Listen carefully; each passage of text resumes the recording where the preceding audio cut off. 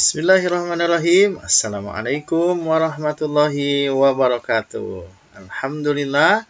Alhamdulillahirabbil alamin. Allahumma shalli ala Muhammad wa ala alihi wa ashabihi ajmain. Anak-anakku yang dirahmati Allah Subhanahu wa taala, ya, setelah tadi kalian menyimak tentang fase keyatiman, ya, Rasulullah di usia 0 sampai 8 tahun, maka sekarang kita akan lanjutkan kisah sirah nabawiyah, ya, kisah Nabi Muhammad yang mulia ini di usia 8 tahun dan seterusnya, ya. Kita sekarang akan masuk ketika setelah kakeknya yaitu Abdul Muthalib wafat, ya, maka Rasulullah diasuh oleh pamannya, ya. Pamannya ini ternyata adalah saudara dari bapaknya Nabi Muhammad, yaitu Abdullah, ya, jadi saudara kandung. Dan Abdul Muthalib ini, ya, ketika bersama Abdul Muthalib, ya, di sini Rasulullah, ya, itu ada keberkahan di dalam perjuangan dan kerja keras, ya. Jadi memberikan keberkahan bagi keluarga besar Abu Thalib, ya. Dan di sini juga Rasulullah berjuang dan bekerja keras. Ya, seperti apa Rasulullah, ya, perjuangan dan kerja kerasnya dan juga keberkahan yang diberikan kepada keluarga Abu Thalib, ya. Nah, Abu Thalib ini, beliau ini mengasuh, ya, melindungi Nabi Muhammad sampai wafatnya, ya. Jadi sampai Abu Thalib wafat, beliau terus melindungi Rasulullah Shallallahu Alaihi Wasallam, ya. Jadi dari usia 8 tahun, ya, ini pengasuhan Abu Thalib ini mulai dari 8 tahun sampai 25 tahun sampai nanti menikah dengan Bunda Khadijah, ya. Tetapi Abu Thalib tetap melindungi Rasulullah, ya, melindungi dakwah Rasulullah sampai Abu Thalib wafat, ya. Ini jasa Abu Thalib, jadi luar biasa, ya, melindungi dakwah Rasulullah nantinya, ya. Nah, kemudian, ya, Rasulullah di usia 8 tahun ini, ya, ketika diasuh Abu Thalib, ya. Jadi Muhammad kecil, ya, usia 8 tahun itu ingin meringankan beban pamannya, ya. Kenapa? Karena Abu Thalib ini, ya, walaupun dia tokoh terpandang, tetapi kondisi ekonominya miskin, ya. Berbeda dengan paman-paman Rasulullah yang lain, ya. Ada Hamzah, ada siapa lagi pamannya Rasulullah? Ada Abbas, ya. Kemudian ada satu lagi Abu Lahab, ya. Mereka semua kaya-kaya, ya. Tetapi ternyata, ya, amanah dari kakeknya yaitu Abdul Muthalib, ya, agar Muhammad diasuh oleh Abu Thalib, ya. Karena Abu Thalib ini beliau sangat penyayang, ya. Sangat menyayangi keponakannya yaitu Nabi Muhammad Shallallahu Alaihi Wasallam. Bahkan Abu Thalib sudah menganggap Muhammad itu sebagai anaknya sendiri, ya. Nah, kemudian selain Abu Thalib, ya, yang menyayangi Muhammad di usia 8 tahun ini juga, ya, yaitu adalah istri dari Abu Thalib, namanya adalah Fatimah binti Asad, ya. Nah, Fatimah binti Asad ini, ya, di matanya, ya, Muhammad menangkap ketulusan cinta yang tidak ia jumpai pada wanita-wanita lain di sekitarnya. Ya, Nabi Muhammad dipeluk dan diperlakukan sama seperti anak-anaknya sendiri. Bahkan lebih mencintai Muhammad daripada anak kandungnya sendiri, ya. Dan itu terbaca dari raut wajah Fatimah binti Asad, ya. Maka, ya, Nabi Muhammad pun memanggil, ya, Fatimah binti Asad ini sebagai ibunya sendiri, ya, sehingga Fatimah ini sangat bahagia dengan disebut ibu oleh Muhammad kecil, ya.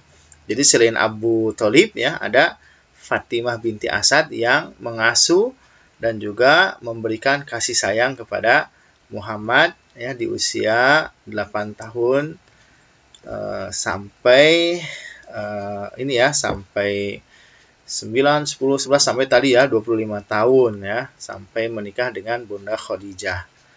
Nah, kemudian, ya, nah ini kronologis di fase yang kedua, ya. Kalau di fase yang pertama kemarin kalian belajar fase keyatiman.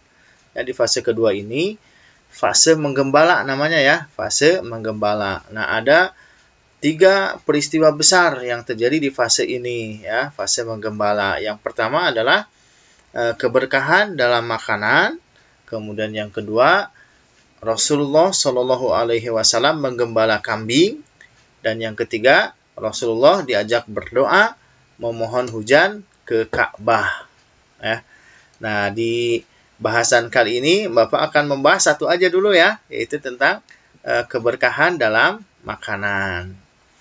Nah, tadi di awal Bapak sudah mengatakan ya bahwa Abu Thalib ini anaknya banyak ya, kemudian ekonominya bisa dikatakan miskin, walaupun Abu Thalib ini beliau dihormati oleh penduduk kota Mekah ya.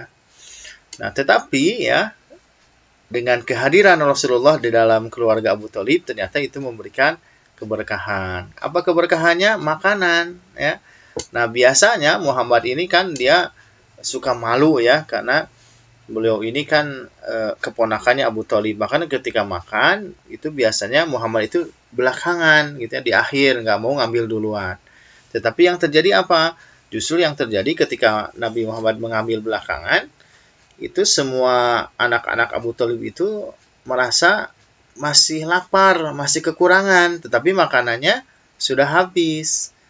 Nah, akhirnya ya Abu Thalib ya, yang beliau merasakan bahwa kehadiran Nabi Muhammad ini banyak memberikan keberkahan atau kebaikan ya, atau kebahagiaan, maka sekarang dibalik ya.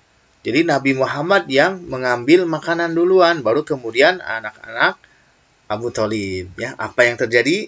Nah, justru yang terjadi ya ketika Nabi Muhammad mengambil duluan dan anak-anak Abu Thalib ya setelahnya, justru anak-anak Abu Thalib itu merasa sudah kenyang ya, bahkan terkadang makanannya masih ada sisa ya. Inilah salah satu keberkahan yang Allah berikan dengan keberadaan Rasulullah di keluarganya Abu Thalib ya. Jadi makanan berasa cukup dan kadang masih ada sisa ketika Nabi Muhammad mengambil lebih dahulu ya. Nah, itulah ya keberkahan ya. Jadi berkah itu adalah bertambahnya kebaikan, ziyadatul khair ya. Dimanapun Nabi Muhammad SAW ya beliau ada ya, maka keberkahan dari Allah Subhanahu wa taala akan selalu membersamainya ya. Nah, maka ya kita ya sebagai umatnya, kita harus mendekati sosok Nabi Muhammad Shallallahu Alaihi Wasallam ya.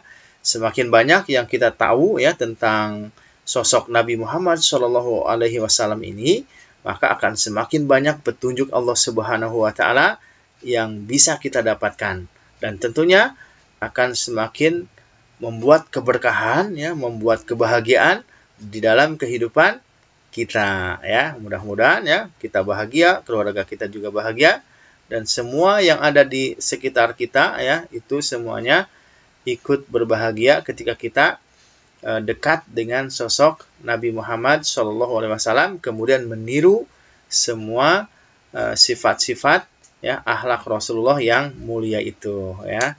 Demikian ya, insya Allah kita bersambung ya di episode berikutnya tentang Rasulullah menggembala kambing ya. Demikian. Alhamdulillah. Assalamualaikum warahmatullahi wabarakatuh.